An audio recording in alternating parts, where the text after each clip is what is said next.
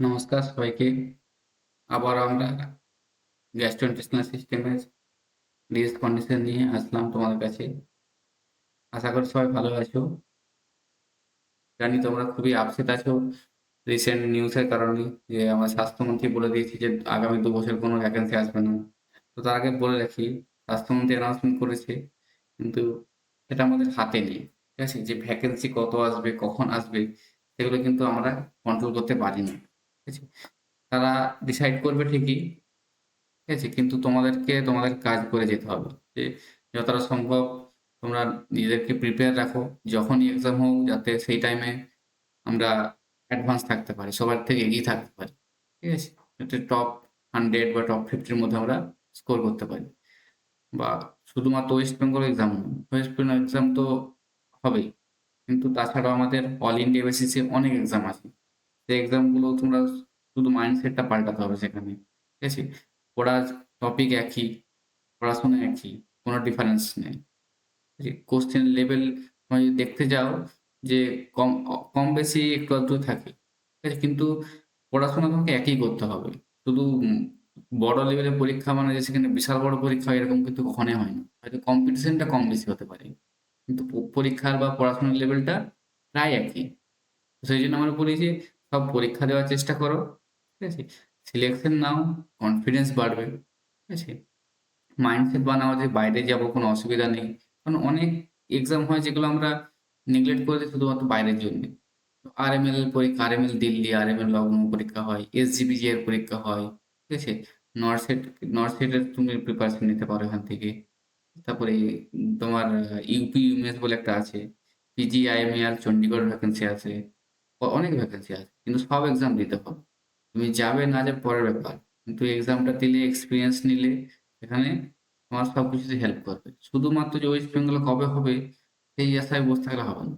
West বেঙ্গলে হবেই। এটাও শিওর যে ওয়েস্ট বেঙ্গলে হবে। প্রচুর ক্রাইসিস আছে। ঠিক আছে? ওরা ভর্তি করবেই। হয়তো লেট হতে পারে। কিন্তু তোমার এট লিস্ট তোমারও তো প্রিপারেশন দরকার। তাই না? তুমি যদি প্রিপারেশন ২ মাস ৩ মাস নেওয়া ভাবো, ওভাবে হয় না। ২ মাস ৩ মাসের প্রিপারেশন নেয়, এখন তাহলে তুমি ঝুলে থাকবে লাস্টের দিকে। হবে না হবে না। সেই চিন্তা ভাবনা করতে হবে এখন। তুমি যখন ১ বছর ১.৫ বছর একটা প্রিপারেশন দিবে, একটা কমপ্লিট প্রিপারেশন হওয়ার একটা উপায় থাকে। সেখানে কমপ্লিট তুমি প্রিপারেশন নিয়ে যেতে পারবে, বসতে পারবে, কনফিডেন্স লেভেল বাড়বে। তো সেইজন্য বলি যে ২ বছর টাইমটা হয়তো একটু বেশি। এই ২ বছর একটা ওয়েট করা সেখানে অবশ্যই বেশি। মধ্যিখানে যদি এক্সাম হতো ট্রাই করতাম, না হলে আবার পরে হতো। কিন্তু এটা আমাদের হাতে খুব একটা বেশি কন্ট্রোল নেই। সেটার জন্যে ওটার উপরে বেশি ডিসকাস করব না। আজকে আমরা টপিকটা স্টার্ট করব এখানে হেপাটাইটিস। ঠিক আছে? হেপাটাইটিস গ্যাস্ট্রোইন্টেস্টিনাল সিস্টেমের একটা মোস্ট ইম্পোর্টেন্ট টপিক। ঠিক আছে? যে হেপাটাইটিস থেকে প্রত্যেকবার কিন্তু কোশ্চেন আসে। যেকোনো এক্সামেই হেপাটাইটিস রিলেটেড কোশ্চেন আসবে। তার কজ রিলেটেড বা তার ম্যানেজমেন্ট রিলেটেড মেইনলি। ঠিক আছে? তার মধ্যে আমরা আজকে সবকিছু ডিসকাশন করব। খুবই ছোট ক্লাস হবে কিন্তু কমপ্লিটলি ইনফরমেটিভ নলেজ এখানে পাবে তোমরা। ঠিক আছে? Complete information. তো ফার্স্ট আমরা দেখব হেপাটাইটিসের কি পার্ট দেখব আমরা।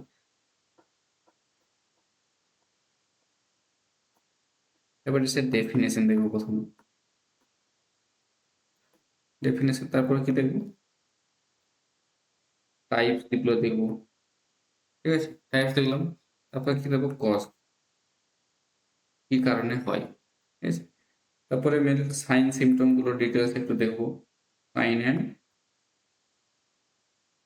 সিম্পটম। তারপর ম্যানেজমেন্ট। স্পেসিফিক্যালি নার্সিং ম্যানেজমেন্ট পার্টটা দেখব।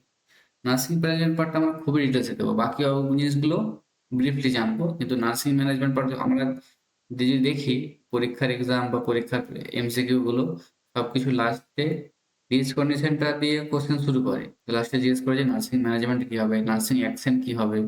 নার্সিং প্রায়োরিটি রোল কোনটা? ঠিক আছে? সবসময় রিলেটেড কোশ্চেনই হবে। তো সেখানে তুমি অ্যাপ্লিকেশন করবে পুরো ডিজিজ কন্ডিশনটা জেনে, যে এই ডিজিজটা সম্বন্ধে আমি জানি, হ্যাঁ এইটা এর জন্য এটা হয়, এটা কজ, তাহলে এইটা কি ম্যানেজমেন্ট হতে পারে। তো সেই সিরিয়ালে আমরা ওই জিনিসটা কিন্তু পড়বো। ঠিক আছে? আজকে তো চলো দেখি আর সময় নষ্ট করবো না তোমাদের। হেপাটাইটিস কথাটার মানে কি? হেপাটাইটিস কথাটা যদি আমরা মিনিং দেখি, যে হেপাটিক দুটো কথা মিলিয়ে আসছে। হেপাটিক মানে লিভার, আর আইটিস, আইটিস মানে ইনফ্লামেশন। যে কোনো ওয়ার্ডের আইটিস যদি আসে তার মিনিং হয় ইনফ্লামেশন, আর হেপাটিক এখানে মানে লিভার, লিভারের ইনফ্লামেশনকে বলা হচ্ছে হেপাটাইটিস। এবার আমরা দেখব যে ডিউরেশন অনুযায়ী দুটো টাইপ, ডিউরেশন অনুযায়ী দুটো টাইপ, ঠিক আছে? যদি ডিউরেশন 6 মাসের নিচে থাকে, যদি 6 মাসের কম হচ্ছে, তখন সেটাকে আমরা বলছি অ্যাকিউট হেপাটাইটিস, ঠিক আছে? অ্যাকিউট। আর যদি 6 মাসের বেশি হয়ে থাকে, তার লিভার প্রবলেমটা 6 মাসের বেশি, তখন সেটাকে বলছে ক্রনিক হেপাটাইটিস। বুঝতে পেরেছো? ক্লিয়ার এতটা? তারপরে আমরা দেখবো ভাইরাল হেপাটাইটিস মেইনলি। তো হেপাটাইটিসের কজ যেগুলো, কজের মধ্যে সবচেয়ে মোস্ট কমন কজ হচ্ছে ভাইরাস। যে হেপাটাইটিস ভাইরাসগুলো আছে এ, বি, সি, ডি, ই, এই 5 টা। তাছাড়াও আর কি কজ থাকে? আমরা কজগুলো যদি দেখি,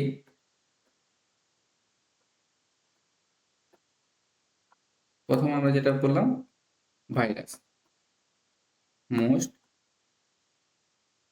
common. Next second most common কোনটা?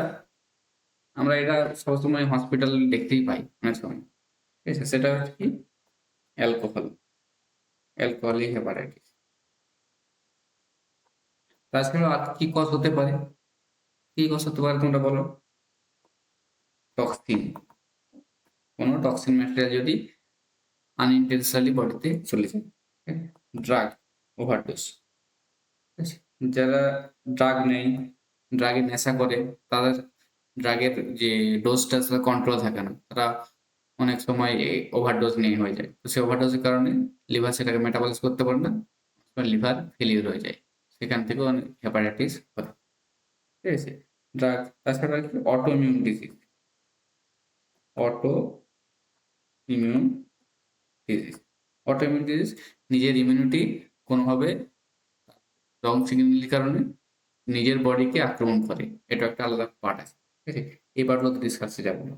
ভাইরাস পার্টটা আমরা মোস্টলি দেখবো, কারণ ভাইরাসটা এখানে মোস্ট স্পেসিফিক্যালি বেশি ইম্পর্টেন্ট থাকে, ঠিক আছে?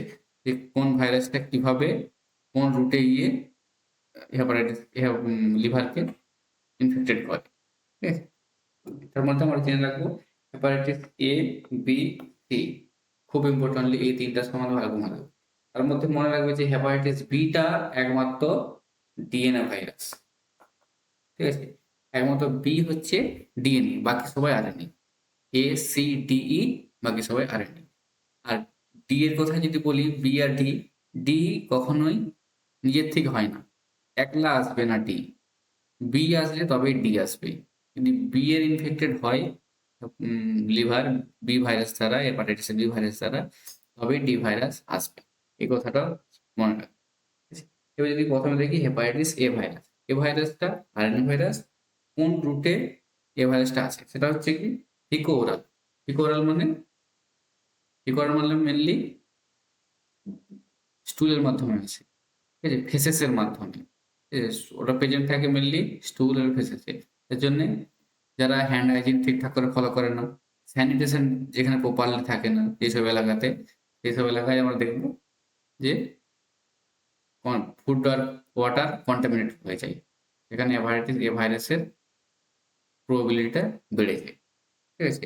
তো স্যানিটেশন হাইজিন রিলেটেড সেখানে কন্টামিনেটেড ফুড ওয়াটার আসলে হেপাটাইটিস এ ভাইরাস হতে পারে, ঠিক আছে?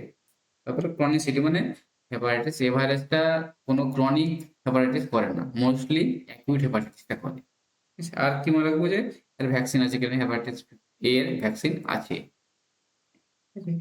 তারপরে হেপাটাইটিস বি, হেপাটাইটিস বি কোন কোন রুটে ছড়ায়? হেপাটাইটিস বি সম্বন্ধে অনেকে ডিটেলসে জানো আশা করি, তবুও লিখেছি হেপাটাইটিস বি হচ্ছে ব্লাড, সব রুটেই প্রায় ব্লাড, সেক্সুয়াল কন্ট্যাক্টের মাধ্যমে, পেরিনেটাল, পেরিনেটাল মানে কি বুঝতে পারলে? মাদার থেকে ইনফেন্টে, যখন প্রেগন্যান্সিতে থাকবে মাদার, মাদার থেকে তার বাচ্চাতে ট্রান্সফার হওয়াটাকে বলা হয় পেরিনেটাল। তো হেপাটাইটিস যদি মায়ের থাকে, হেপাটাইটিস বি যদি স্পেসিক্যালি মায়ের থাকে, তাহলে তার বাচ্চাকেও এফেক্ট করবে, ঠিক আছে? তাছাড়াও হেলথ কেয়ার ওয়ার্কার যারা, যেমন আমাদের মতো নার্স, যারা নার্সিং অফিসে যারা ডক্টর আছে, যারা হাউস কিপিং স্টাফ থাকে, হাউস অ্যাটেন্ডেন্ট স্টাফ থাকে। তাদের জন্য এটা খুব ইম্পোর্টেন্ট যে হেপাটাইটিস বি সম্বন্ধে জানাটা। হেপাটাইটিস বি এর কিভাবে নিডল স্টিক ইনজুরি হলে সেটা স্প্রেড করে। তো নিডল স্টিক ইনজুরিটা একটা ইম্পোর্টেন্ট। এছাড়াও ট্রান্সফিউশনের মাধ্যমে কোনো কারো ব্লাড ট্রান্সফিউশন হচ্ছে, তার যে ট্রান্সফিউজ ব্লাডটা সেখানে হেপাটাইটিস বি পজিটিভ ছিল। এই ব্লাড ট্রান্সফিউজের কারণেও হেপাটাইটিস বি হতে পারে। ক্রনিসিটি মানে এটা হেপাটাইটিস বিটা অনেকদিন থাকে, ৬ মাসেরও বেশি এটা কজ করতে পারে। লিভারকে ক্ষতি করতে পারে। তার জন্য এটা ক্রনিসিটি ইয়েস। এছাড়া আরো ভ্যাকসিন আছে তোমরা জানো, অনেকে নিয়েওছো হেপাটাইটিস বি। তো হসপিটালে যেকোনো জায়গায় নতুন জায়গায় কাজ করার আগে সবাইকে রুটিনলি হেপাটাইটিস বি এর ভ্যাকসিন কিন্তু নিতে হবে। এটা সিরোসিস করে এবং এইচসিসি করে। এইচসিসি মানে হেপাটোসেলুলার কার্সিনোমা কজ করতে পারে হেপাটাইটিস বিটা। এইচসিভি মেইনলি ট্রান্সফিউজ ব্লাডের মাধ্যমে হয়। ব্লাড ট্রান্সফিউশনের মাধ্যমে সবচেয়ে মোস্ট কমনলি যেটা স্প্রেড হয় হেপাটাইটিসের, সেটা হচ্ছে হেপাটাইটিস সি ভাইরাস। টেস্ট মনে রাখবে যে ব্লাড ট্রান্সফিউশনের মাধ্যমে, মেইনলি ব্লাড ট্রান্সফিউশনের মাধ্যমে। আর এটাও ক্রনিক ডিজিজ করে, ক্রনিক হেপাটাইটিস করে হেপাটাইটিস সিটাও। ঠিক আছে, এটা মনে রাখবে। হেপাটাইটিস ডি তোমাদেরকে অলরেডি বললাম যে বি হলেই ডি হবে। তো সেম টু সেম যা হেপাটাইটিস বি এ পড়ছো ডিতেও পড়তো। হেপাটাইটিস ই যদি দেখি, হেপাটাইটিস ইটা তোমাদের মেইনলি দেখা যায় কোন টাইমে? প্রেগনেন্সি টাইমে। তো প্রেগনেন্সি সময় এটা খুবই কিন্তু ডেঞ্জারাস। তো ওই সময় যদি হয়ে যায় তো এটা ফিটাস এবং মাদার দুজনের জন্যই লাইফ ডেঞ্জারে থাকবে। সেটা severe disease in second trimester প্রেগনেন্সিতে, ঠিক আছে? এবং এটার কোনো ভ্যাকসিন নেই। এটাই সবচেয়ে বড় প্রবলেম। যদি ভ্যাকসিন থাকতো আগে থেকে প্রিভেন্ট করা যেত, ঠিক ছিল। কিন্তু যদি ভ্যাকসিন না থাকে এটা খুবই একটা আহ ভাইটাল হয়ে যাবে, ফাটাল হয়ে যাচ্ছে। সেটা হয়ে গেলে কিছু করার থাকবে না। তো এই জন্য যদি প্রেগন্যান্ট অবস্থা হয়ে যায় হেপাটাইটিস ই, তো সেটা খুবই ডেঞ্জারাস। ঠিক আছে? তো এটা মনে রাখবে আপাতত এই ৩ টা ভাইরাস ৫ টা ভাইরাস সম্বন্ধে জাস্ট ব্রিফলি। এর থেকে বাইরে স্প্রেড ব্যাপারে এরপরে কোশ্চেন আসবে যে কোনটা, কখন কোশ্চেন আসে কোনটা ডিএনএ ভাইরাস, সিঙ্গেল লাইনে চলে আসে এখানে এভাবে যে কোনটা কোন রুটে ট্রান্সমিশন হয়। এগুলো কিন্তু মনে রাখবে ঠিক করে। ঠিক আছে? যে মোস্টলি তোমার হেপাটাইটিস এটা জিজ্ঞেস করে নাই। ঠিক আছে? আমরা সবসময় ব্লাড, পেরিনেটাল, সেক্সুয়াল কন্টাক্ট এগুলো নিয়ে ভাবি। কিন্তু হেপাটাইটিস এ ভাইরাসটা ফিকো-ওরাল রুটে ট্রান্সমিশন হয়। তো ওটা থেকে অনেক সময় ওটাই বেশি কোশ্চেন আসে। ঠিক আছে? তারপরে আমরা যদি দেখলাম কজটা। ঠিক আছে? কজের পরে আমরা যদি দেখি কিছু ডিফারেন্সিয়েশন। অলরেডি এটা আমরা দেখলাম ডিফারেন্সিয়েশনটা, এটা আমরা যাব না। এবারে দেখব ক্লিনিক্যাল ম্যানিফেস্টেশন। ক্লিনিক্যাল ম্যানিফেস্টেশন মানে সাইন সিম্পটম গুলো। যে হেপাটাইটিস হলে কি ধরনের সাইন সিম্পটম গুলো হতে পারে। তো এটাকে আমরা ২ টা ফেজে ভাগ করব।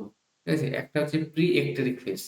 প্রি একটেরিক ফেজ মানে যখন এখনো তার কোনো সিম্পটমটা এভিডেন্ট হয়নি। মানে কোনো জন্ডিস অ্যাকচুয়ালি হয়নি। যে ডাইরেক্টলি বলি যে জন্ডিস যে স্কিনের কালার ইয়েলো হয়ে যায়, চোখের কালার যে ইয়েলো হয়ে থাকে, সেই জিনিসটা হয়নি এখানে এখন। ঠিক আছে? তো এই জন্ডিসটা হওয়ার আগের স্টেজে কিছু সাইন সিম্পটম থাকে। সেই সাইন সিম্পটম গুলো কি? সেগুলো আমরা দেখব প্রি একটেরিক ফেজে। ঠিক আছে? প্রি একটেরিক ফেজে আমরা মেইনলি যদি দেখি ফিভার হয়। জন্ডিস হওয়ার আগে। তো এটা গুলিয়ে যায় যে ফিভার কি কারণ হচ্ছে বুঝতে পারছে না। তো এগুলোকে নেগলেক্ট করে। প্রি-একটিভ ফেজে ডায়াগনোসিস করা মুশকিল হয়ে যায়। ঠিক আছে? ফিভার, ম্যালেজ, অ্যানোরেক্সিয়া মানে লস অফ অ্যাপেটাইট মানে খিদে পাবে না। ম্যালেজ গোটা বডিতে ফ্যাটিগ একটা পেইন থাকবে। ঠিক আছে? নসিয়া, ভমিটিং, হেডেক, মাইলজিয়া মানে মাসল পেইন হবে। আর্থালজিয়া মানে জয়েন্ট পেইন হবে। জয়েন্ট পেইন, মাসল পেইন, বডির উইকনেস থাকবে, ফিভার থাকবে, ভমিটিং, নসিয়া মোস্ট কমনলি থাকবে। ঠিক আছে? তো এগুলো প্রি-একটেরিক ফেজে আমরা দেখতে পাই। যে এগুলো সব যদি একসঙ্গে থাকে সাসপেক্ট করতে হবে। সাসপেক্ট করে আগে আমাদেরকে ইনভেস্টিগেশন দিতে হবে। আবার যদি এই স্টেজটা পেরিয়ে পেশেন্ট নেক্সট ইকট্রিক ফেজে চলে আসে, তখন কি সাইন সিম্পটম দেখতে পাবো? আমরা দেখবো জন্ডিস হয়ে গেছে তখন। জন্ডিস হয়ে গেছে মানে স্কিন, স্ক্লেরা, মিউকাস মেমব্রেন, ইউরিনের কালার ইয়েলো দেখা যাচ্ছে। তখন বুঝতে হবে যে এটা কোথাও না কোথাও রিলেটেড করছে হেপাটাইটিসকে। বুঝতে পেরেছো? তারপর যদি দেখো ডার্ক ইউরিন, পেল স্টুল মানে যেহেতু বিলিরুবিন স্টুলে আসছে না, তো স্টুলের কালারটা পেল হয়ে যাচ্ছে। ঠিক আছে?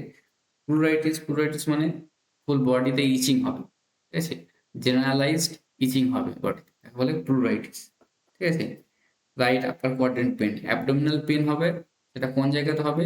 Right upper quadrant. Right upper quadrant. মনে রাখবে? ঠিক আছে। মেগালি মানে বড় হয়ে যাওয়া। লিভারের সাইজটা অনেকদিন ক্রনিক ইনফ্লামেশনের কারণে সাইজে বড় হয়ে যায়। ঠিক আছে? তো প্রি-একট্রিক অ্যান্ড একট্রিক এই দুটো ফেজ মনে রাখবে। ঠিক আছে? তারপরে আমরা যেটা ভালোভাবে দেখব সেটা হলো ম্যানেজমেন্ট। ঠিক আছে? ম্যানেজমেন্ট পার্টটা আমরা খুব ডিটেইলসে জানব।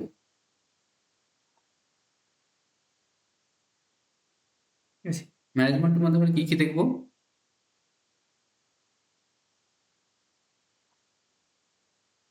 সাইন সিম্পটম গুলো জানলে এই সাইন সিম্পটম গুলো যদি তোমরা মনে রাখো তাহলে ম্যানেজমেন্টের পার্টটা অর্ধেকটা শিখে যাবে। ঠিক আছে? দেখো প্রথমে আমরা যদি দেখি যে মনিটর করতে হবে আমাদেরকে ভাইটাল সাইন্স। এগুলো আমাদের রোলস হবে। তার জন্য আমি এগুলোর বেশি গুরুত্ব দিচ্ছি। ঠিক আছে? তো এগুলো আমাদেরকে উম বেশি করে আরো জিনিসটাকে ডিপে যেতে হবে। ঠিক আছে? মনিটর ভাইটাল সাইন্স মানে আমরা কি দেখবো যে যেগুলো আমরা ভাইটাল সাইন্স জানি BP, pulse, heart rate, SpO2 এগুলো আমরা মনিটর করব। কি কারণে মনিটর করব? আমরা দেখলাম সাইন সিম্পটমে তার ভমিটিং হচ্ছে। ঠিক আছে? যদি ভমিটিং হয়, তার ফিভার আছে। ফিভার আসছে যখন আসছে সেটা আমাদের জানতে হবে। ঠিক আছে? যদি ফিভার আসে তখন দেখবে তার হার্ট রেট বাড়ছে। ফিভার এটা হয় যে হার্ট রেট তার বাড়বে যদি ফিভার আসে। তার ভমিটিং হয়েছে। ঠিক আছে? কতটা ভমিটিং হয়েছে আমরা জানি না। ঠিক আছে? তো তখন দেখব যে আমার বডিতে ফ্লুইড কমে গেছে। তো ফ্লুইডের কারণে তার এই ভাইটাল সাইন্স গুলো আপ ডাউন হতে থাকবে। সেখান থেকে আমরা প্রেডিক্ট করতে পারবো যে হ্যাঁ, এই সমস্যাটা তার হচ্ছে কিন্তু। তো এইজন্য আমার এটা একটা বড় role. As a nursing officer, nurse, staff nurse আমাদের এটাকে সবসময় খেয়াল রাখতে হবে যে ভাইটাল সাইন্সটা তার লেভেল আছে কি নেই। নেক্সট যদি আমরা দেখি নেক্সট পয়েন্টে অ্যাসেস করতে হবে। কি অ্যাসেস করব? জন্ডিসটাকে। ঠিক আছে? তার জন্ডিস হয়েছে কিন্তু তোমাদেরকে অ্যাসেস করতে হবে জন্ডিসটাকে। কিভাবে করবে?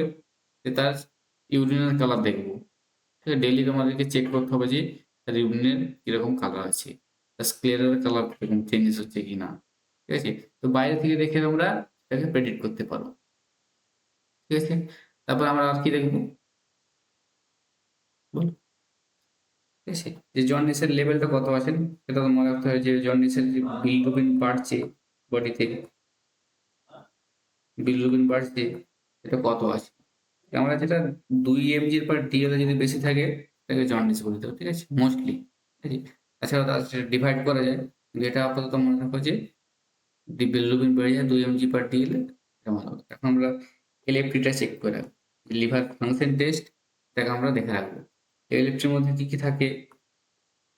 যে ALT, ALP, ঠিক আছে? এই জিনিসগুলো আমরা টোটাল বিলিরুবিন,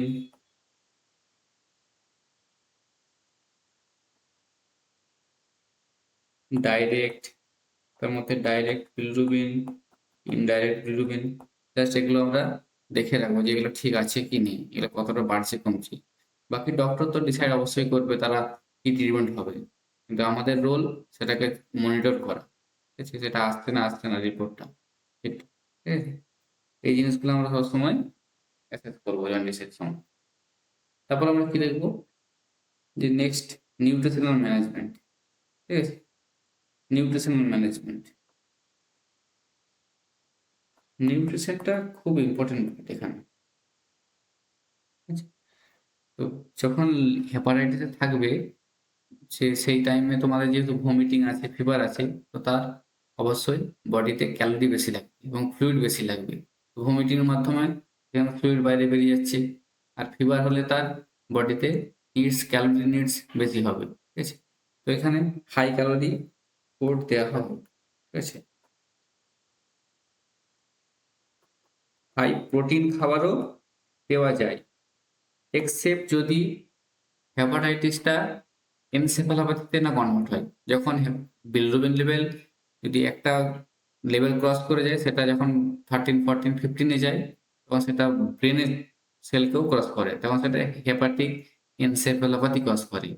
সেই টাইমে কিন্তু তোমাকে প্রোটিন জাতীয় খাবারটাকে ডিক্রিজ করতে হবে। তাছাড়া বাকি টাইমে তুমি হাই প্রোটিন খাবার বা নরমাল প্রোটিন তুমি দিতে পারো। Protein to normal protein. তাছাড়া হাই ক্যালোরি ফুড তোমাকে সবসময় প্রেফার করতে হবে। ঠিক আছে?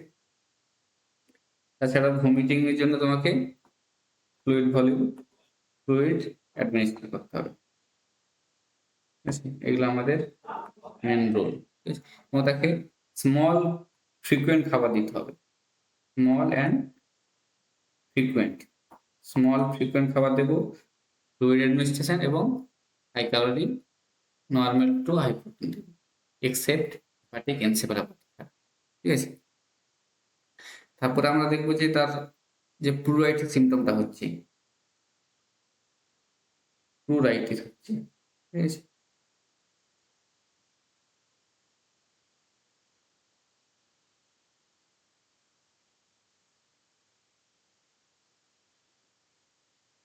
প্লুরাইটিস মানে কি বললাম, যে ফুল বডিতে ইচিং হচ্ছে তার।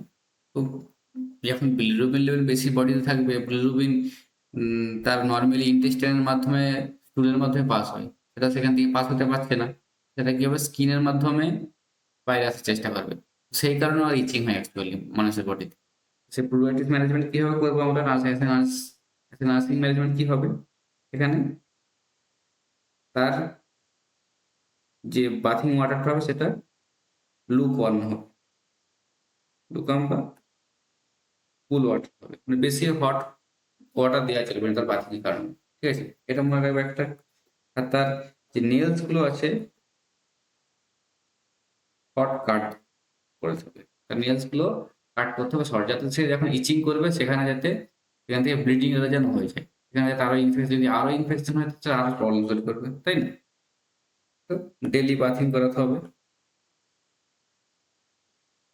ঠিক আছে? তো এটা হচ্ছে প্লুরাইটিস এর ম্যানেজমেন্ট। তোমরা এখানে দেখতে পারো প্লুরাইটিস এর ম্যানেজমেন্ট এখানে ডিটেলস এ আছে। ঠিক আছে? Avoid, keep skin clean, short nails, avoid hot bath, moisturiser use করবো যাতে সেটা সবসময় ড্রাই না হয়ে যায়। ঠিক আছে? অ্যাভয়েড স্ক্র্যাচিং নেলস, সেই জন্য শর্ট করে কাটা, বা অ্যান্টিবায়োটিক অ্যাসপেক্ট। ঠিক আছে? নেক্সট আমরা যদি দেখি, নেক্সট ম্যানেজমেন্ট কি করব, ব্লিডিং প্রিকশন।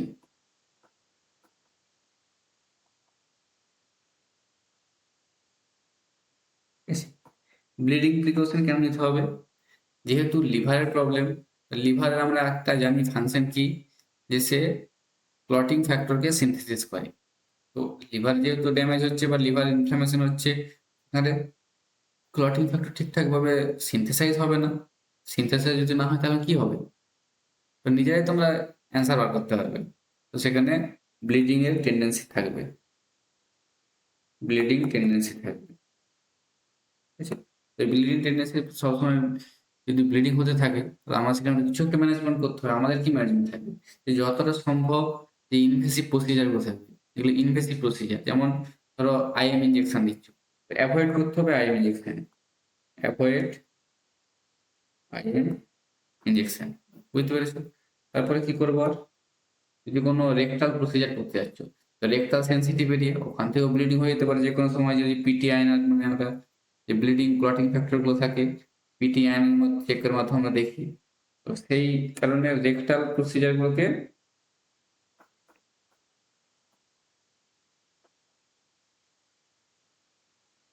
অ্যাভয়েড করতে হবে। ঠিক আছে? বুঝে পেরেছো? নেক্সট আমরা যদি দেখি যে আমরা কোনো ব্লাড স্যাম্পল কালেকশন করলাম, ঠিক আছে, তার ব্লাড স্যাম্পল তো পাঠাতে হবে ল্যাবে। তো তারপরে আমরা কি করবো, যে যেইটা ভেন পাংচার সাইট, সেটাতে লং টাইম ধরে প্রেস করে রাখবো, এটা সেখানে ক্লটিং হতে টাইম দিয়ে হয়।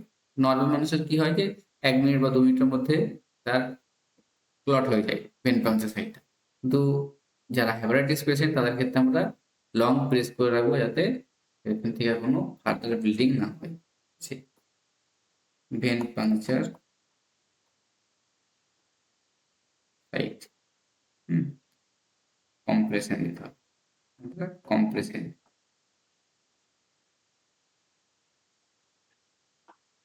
আর কি করবো আমরা ব্লিডিং কমানোর জন্য যে অ্যাসেস করতে হবে যে ব্লিডিং ইউরিনে আসছে কিনা, মানে ইউরিনে যদি ব্লিডিং আসছে কিনা সেটা আমাদের লক্ষ্য রাখতে হবে, যে তার হেমাচুরিয়া হচ্ছে কিনা,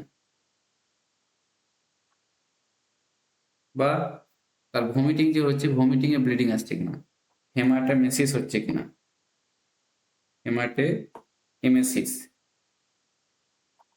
হেমাটেমেসিস মানে ব্লিডিং উইথ ভমিটিং এর সাথে ব্লিডিং আসে, এটা আমাদেরকে সবসময় লক্ষ্য রাখতে হবে যে যতটা সম্ভব ইনজেকশন যেগুলো প্রসিজার সেগুলো কম করতে হবে, ঠিক আছে, রেক্টাল প্রসিজারকে অ্যাভয়েড করা যতটা সম্ভব হবে, এবং যখন ভেন পাংচার করবে তখন সেখানে কম্প্রেশন দিতে হবে, ঠিক আছে। এগুলো আমাদের কিন্তু one of the best management as a nurse. তুমি হেপাটাইটিস হলে ডিজিজ কন্ডিশন জানো না জানো তা দেখা দরকার নেই, কিন্তু এই নার্সিং ম্যানেজমেন্টগুলো জানতেই হবে। আর তোমাকে যখন এক্সাম দেবে তখন এই নার্সিং ম্যানেজমেন্টগুলো হেল্প করবে তোমাকে সেই কোশ্চেনটাকে অ্যাপ্লাই করার, অ্যাপ্লিকেশন কোশ্চেন হিসেবে, ঠিক আছে। আর মেডিকেশন সেফটি, নেক্সট আমরা কি দেখবো যে মেডিকেশন সেফটি। মেডিকেশন সেফটি বলতে আমরা কি বুঝলাম,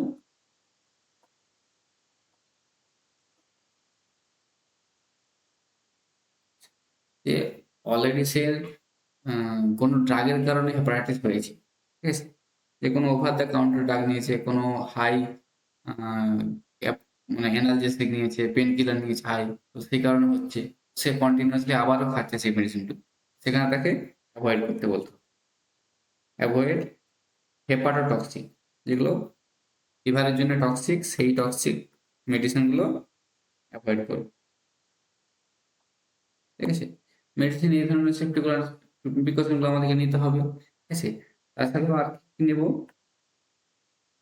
ইনফেকশন, ইনফেকশন প্রিকশন,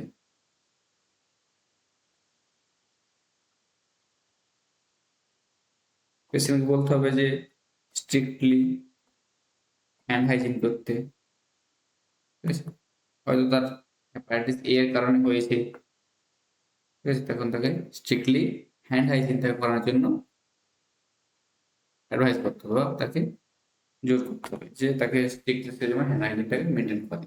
তাছাড়া আর কি করবে বলো, যখন যারা প্রসিজার করতে যাবে, ঠিক আছে, যারা অ্যাজ এ নার্সিং অফিসার তুমি যখন এখানে কোনো প্রসিজার করতে হবে, এখানে প্রপার প্রোটোকল ফলো করে যেতে হবে, স্ট্যান্ডার্ড প্রিকশন ফলো করতে হবে, স্ট্যান্ডার্ড প্রিকশন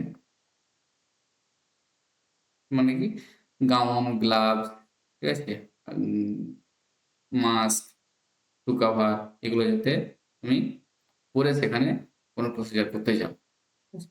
তো এই ইনফেকশন প্রিকশন গুলো আমাদেরকে মাস্ট নিতেই হবে, ঠিক আছে। বুঝতে পেরেছি এই জিনিসটা, ক্লিয়ার। আর যদি দেখি যে তার এনভায়রনমেন্টটা ক্লিন আছে কিনা, এই জিনিসটা আমাদের কিন্তু লক্ষ্য রাখতে হবে, ঠিক আছে। এনভায়রনমেন্ট ক্লিন, তার ফ্লোর মপিং হচ্ছে কি না, ঠিক আছে, এসব জিনিসগুলো আমাদেরকে সবসময় মনে রাখতে হবে। তাছাড়া আমরা আর কি দেখবো, আর দুটো একটা এক্সট্রা জিনিস সম্বন্ধে আমরা জেনে রাখবো, ঠিক আছে। কিছু ল্যাবরেটরি ফাইন্ডিং আমরা এখানে দেখবো। প্রথমে দেখলাম ডেফিনেশন, কজ, সাইন সিমটম, আর মেনলি নার্সিং ম্যানেজমেন্টটা, হেপাটাইটিস হয়ে গেলে মেডিসিন দিয়ে খুব একটা বেশি ম্যানেজমেন্ট নেই, most of the time nursing ম্যানেজমেন্টটাকেই ইমপ্লিমেন্ট করতে হয়, ঠিক আছে। তার মধ্যে কি কি দেখবো আমরা, ল্যাবরেটরি ফাইন্ডিংস কিছু দেখবো, যে এএলটি কখন বাড়ে, এএলটি ইনক্রিজ হয় বেশিরভাগ ক্ষেত্রে যখন যেটা হেপাটাইটিসের কারণটা লিভার থেকে হয়, বেশিরভাগ সেই সময় এএলটিটা বেশি বাড়ে, ঠিক আছে। ইনক্রিজ আর কি হয়, টোটাল বিলিরুবিন বেড়ে যায়, ডায়েট বিলিরুবিন বাড়ে, ঠিক আছে। আর কি হয়, এএলপি ইনক্রিজ হয়, আর এটা কোলেস্ট্যাটিক প্যাটার্ন, এটা বাদ দাও, এখন ডিসকাস করবো যখন নেক্সট হেপাটিকে দেখি। অ্যালবুমিনের কি হয়, অ্যালবুমিনটা যেহেতু আমরা জানি পড়েছিলাম অ্যানাটমি ফিজিওলজিতে, লিভার থেকে অ্যালবুমিন সিনথেসিস হয়, লিভার যদি খারাপ তাহলে অ্যালবুমিনটা কোথা থেকে আসবে, বুঝতে পেরেছো। অ্যালবুমিন অবশ্যই কমে যাবে, অ্যালবুমিন কমে গেলেই বডিতে এডিমা তৈরি হবে, ঠিক আছে, অ্যালবুমিন ডিক্রিজ হয়ে গেল, আর প্রলং হয়ে যাবে পিটি আয়না, পিটি আয়না যদি প্রলং হয়ে যায় সেখানে কি হবে, ব্লিডিং টেন্ডেন্সি তৈরি হবে। হেপাটিক এনসেফালোপ্যাথি সম্বন্ধে একটু দেখবো। এনসেফালোপ্যাথি তোমাদেরকে আমি বললাম অলরেডি যে যখন বিলিরুবিন লেভেলটা 14-15 উপরে যাচ্ছে তখন সেটা ব্রেনের সেলকেও ব্লাড ব্রেনের যে ব্যারিয়ার আছে, ব্রেনের যে ব্যারিয়ার থাকে সেটাকে ক্রস করে ব্রেনের টিস্যুতে আঘাত করবে। তখন সেটাকে হেপাটিক এনসেফালোপ্যাথি বলবে। ঠিক আছে? তো হেপাটিক এনসেফালোপ্যাথির মেইন কিছু, কিছু সিম্পটম আছে। ঠিক আছে? অলরেডি হেপাটাইটিস আছে, তুমি পেশেন্টটাকে দেখে কি করে বুঝবে যে হেপাটিক এনসেফালোপ্যাথি হয়েছে। তাই তো? তুমি দেখবে যে তার ফ্ল্যাপিং ট্রেমরস হবে। তার হাতটা হ্যাঁ, হাতে যখন সোজা করতে বলবে তার অটোমেটিক দেখবে ট্রেমার্স হচ্ছে। এইরকম ফ্ল্যাপিং ট্রেমার্স যেভাবে হুম এই জিনিসটা এখানে হয়। হুম, যে personality changes, irritability early, sleep disturbance, confusion, তারপরে সেটা অ্যাডভান্স স্টেজে যখন যায় ডিসওরিয়েন্টেশন, ড্রাউজিনেস, কোমা। আর এই যেটা ফ্ল্যাপিং ট্রেমার্স বললাম সেটাকে বলে অ্যাস্টেরিক্স। অ্যাস্টেরিক্স মনে রাখবে। কিছু কমপ্লিকেশন আছে, সেই কমপ্লিকেশনগুলো জেনে রাখো। fulminant hepatitis, just reading দেখে রাখো। অ্যাকুইট লিভার ফেলিওর, এনসেফালোপ্যাথি খুবই ডেঞ্জারাস। কোয়াগুলোপ্যাথি যেটা বললাম যে যেহেতু কোয়াগুলেশন ফ্যাক্টরগুলো কমে যাচ্ছে সেখানে যখন খুশি ব্লিডিং হয়ে যেতে পারে। আর যখন খুশি যেখানে ব্লিডিং হয়ে গেল তাহলে সেখান থেকে ফ্লুইড ভলিউম কমে যাচ্ছে, সেখান থেকে হাইপোভলিউমিক হতে পারে, হাইপোগ্লাইসেমিয়া হতে পারে। এই ক্রনিক কমপ্লিকেশন আমরা যদি দেখি, ক্রনিক হেপাটাইটিস, লিভারের সেলগুলো ফাইব্রোসিস হয়ে যাচ্ছে। ঠিক আছে? লিভারের সেলগুলো ড্যামেজ হয়ে ফাইব্রোসিস হয়ে যায়। পোর্টাল হাইপারটেনশন, যে ভেনটা লিভারকে সাপ্লাই করে সেখানে প্রেসার বেড়ে যাবে। পোর্টাল ভেন লিভারকে যেমন সাপ্লাই করে, তো সেই ভেনের প্রেসার বেড়ে যাবে, সেটাকে বলে পোর্টাল হাইপারটেনশন। পোর্টাল হাইপারটেনশন হলে আরো এক্সট্রা বা ফার্দার কমপ্লিকেশন হবে, লিভার ফেলিওর এবং লাস্টে যদি হয় এরপর হেপাটোসেলুলার কার্সিনোমা পর্যন্ত এখান থেকে হতে পারে। ঠিক আছে? এটুকু মনে রাখবে। আর কিছু দেখবো আমরা এখানে।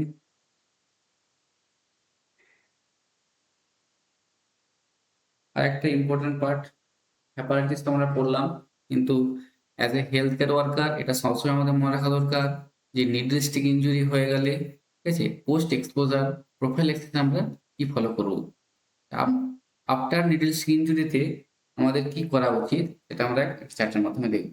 তো ধরো নির্দিষ্ট একটা ইনজুরি কারো হলো, তুমি জানো না যে তার কি কন্ডিশন, যে তার হেপাটাইটিস আছে কিনা, এইচআইভি আছে না হেপাটাইটিস বি আছে না সি আছে, কিছুই জানো না।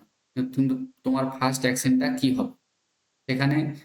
যেই এরিয়াটা তোমার লিপস্টিক হয়েছে সেটাকে তুমি সোপ আর ওয়াটার দিয়ে ডাইরেক্ট ফ্লোতে যে সেটাকে ওয়াশ করলে, ঠিক আছে? জাস্ট এটা প্রথম তোমার first step, within a second সেখানে যে তুমি ওয়াশ করলে, তারপরে সেটাকে রিপোর্ট করলে যে আমার এটা হয়েছে, ঠিক আছে? তারপরে তুমি কি করবে যে যে পেশেন্টটার থেকে তোমার ডিস্ট্রিক্ট ইনজুরিটা হলো সেই পেশেন্টটা তুমি স্ট্যাটাসটা চেক করবে সেখানেই, যে তার হেপাটাইটিস বি আছে, সি আছে না এইচআইভি আছে, কি আছে। আর যদি না থাকে তাকে তুমি করার জন্য স্যাম্পল পাঠাবে, এবং সেটা করার পর তোমার নেক্সট কাজ উইথিন ডে হলে সবচেয়ে বেস্ট। আর যদি উইথিন এ ডে বা 24 আওয়ার্সের মধ্যে না হয়, অ্যাটলিস্ট উইথিন 72 আওয়ার্সের মধ্যে তোমাকে পোস্ট এক্সপোজার প্রোফাইলিক্সের যে মেডিসিন থাকে সেটা তোমাকে নিতেই হবে মাস্ট। ঠিক আছে? আর যদি তুমি ভ্যাকসিনেটেড থাকো তাহলে কোনো প্রবলেম হবে না, তবু তোমাকে ভ্যাকসিনেটেড না থাকলে ভ্যাকসিনেটেড ইমিডিয়েটলি এইচআইভি বি এর ভ্যাকসিন নিতে হবে। এবং ভ্যাকসিন যদি অ্যাভেলেবেল না থাকে এবং তুমি সেখানে একটা টেস্ট করতে পারো, সেটা হচ্ছে বডি হেপাটাইটিসের বিরুদ্ধে যে অ্যান্টিবডিটা থাকে সেটাকে টেস্ট করতে পাওয়া যায়। তো সেইটা টেস্টের লেভেল যদি লেস দেন 10 থাকে তাহলে তুমি সঙ্গে সঙ্গে হেপাটাইটিস বি ভ্যাকসিন নিলে। আর যদি তোমার অলরেডি ইমিউন থাকো, অলরেডি হেপাটাইটিস বি ভ্যাকসিন নিয়ে থাকো, ঠিক আছে, তাহলে তোমার কোনো ভ্যাকসিনের দরকার হবে না এবং ইমিউনোগ্লোবিনের দরকার হবে না। এটা শুধুমাত্র হেপাটাইটিসের ক্ষেত্রে, ঠিক আছে? তাছাড়া যদি এইচআইভি হয়, এইচআইভির কিন্তু পোস্ট প্রোফিল্যাক্সিস আলাদা। এটা শুধুমাত্র এইচআইভি, কিন্তু বেসিক গুলো একই, যে তোমাকে প্রথমে এক্সপোজার হয়ে গেলে ওয়াশ করতে হবে, রিপোর্ট করতে হবে এবং পার্সন যে যার কাছ থেকে হয়েছে তার চেকিং করাতে হবে। এবারে পোস্ট যে প্রোফাইলিক্সের মধ্যে ট্রিটমেন্টটা হয়, সেটা হেপাটাইটিস বি এর ক্ষেত্রে তুমি চেক করতে পারো যে তোমার বডি ইমিউন আছে কি নেই, সেই অনুযায়ী তুমি হেপাটাইটিসের ইমিউনোগ্লোবিন নেবে কি ভ্যাকসিন নেবে, এটা তুমি ডিসাইড করতে পারো। কিন্তু এইচআইভি হলে সেটা আমরা এইচআইভি তে ডিসকাস করবো যে কোন 3টে ড্রাগ নেওয়া হয়, ঠিক আছে? তারপরে সেখানে দেখবে। আর হেপাটাইটিস বি ভ্যাকসিনের যে অ্যাডাল্ট ডোজগুলো হয় সেই ডোজটা তোমরা মনে রাখো শিডিউল, যে আজকে যদি ডোজ নাও সেটা 0 ডোজ, তারপরে 1 মাস পরে, তারপর 6 মাস পরে। এই ৩ টা মনে রাখবে, 0, 1 মান্থ, 6 মান্থ। ঠিক আছে? আর মাদারের ক্ষেত্রে mother is HIV B positive হয়, এখন তুমি কি করবে? Newborn should receive. নিউবর্নকেও কিন্তু সঙ্গে সঙ্গে হেপাটাইটিস বি এর ভ্যাকসিন দিতে হবে। মাদার পজিটিভ, মাদার ভ্যাকসিন নিয়েছে, তাও তুমি নিউবর্নকেও দিতে হবে as soon as possible after birth. ঠিক আছে? কিছু কুইক পয়েন্ট আমরা রিভিশন করবো পুরো টপিকটা সম্বন্ধে, যা যা পড়লাম। জাস্ট 1 মিনিটের একটা টপিক রিভিশন। ঠিক আছে? তার মধ্যে আমরা দেখবো হেপাটাইটিস এ ভাইরাস কার মাধ্যমে স্প্রেড করে? Faecal oral route. ঠিক আছে? এটা জিনিস মনে রাখবে। হেপাটাইটিস বি ভাইরাস একমাত্র ডিএনএ ভাইরাস, স্প্রেড হয় body fluid and body fluid মানে blood, sexual contact and perinatal হয়। ঠিক আছে? মনে রাখবে। আর ভ্যাকসিন আছে, এটা একটা ভালো জিনিস যে অ্যাটলিস্ট ভ্যাকসিন আছে, তুমি চাইলে প্রিভেন্ট করতে পারো। তারপরে কি দেখবো? Hepatitis C virus. সি ভাইরাসের আরএনএ ভাইরাস, এবং এটা মিলি ট্রান্সমিশন, যারা ব্লাড ট্রান্সফিউশন হয় এর মাধ্যমেই স্প্রেড হয়। তো যে তার জন্য দেখবে অনেক সময় যারা ডায়ালাইসিস পেশেন্ট, সেখানে কিন্তু হেপাটাইটিস সি ভাইরাসের প্রবণতাটা বেশি থাকে। তাদের সবসময় ওই ব্লাড রিলেটেড তাকে চেঞ্জ করতে হয়ে থাকে। হেপাটাইটিস সি ভাইরাসে যেখানে ডায়ালিসিস যে পেশেন্ট থাকে তাদের ক্ষেত্রে ম্যাক্সিমাম দেখা যায়। ঠিক আছে? তো দেখলাম এগুলো। আর কি দেখি, এখানে স্পেশাল অ্যাস্টেরিস্ক সিম্পটমটা হেপাটিক এনসেফালোপ্যাথি হয়। ঠিক আছে? Standard precaution for all blood borne hepatitis. Standard precaution মানে আমাকে যেগুলো ফলো করতে হবে, gown, gloves, mask, to cover, goggle, সেগুলো ফলো করে আমাকে যে পেশেন্টের কেয়ার করতে হবে। ঠিক আছে? ক্লিয়ার হলো এটা পর্যন্ত? ঠিক আছে, আজকে এখানে আমরা শেষ করবো হেপাটাইটিসের। যদি কিছু ডাউট থাকে তোমরা কমেন্ট করে জানাবে, এবং যদি কি ইমপ্রুভমেন্ট কিছু দরকার সেটা তোমরা কমেন্ট করে জানাবে।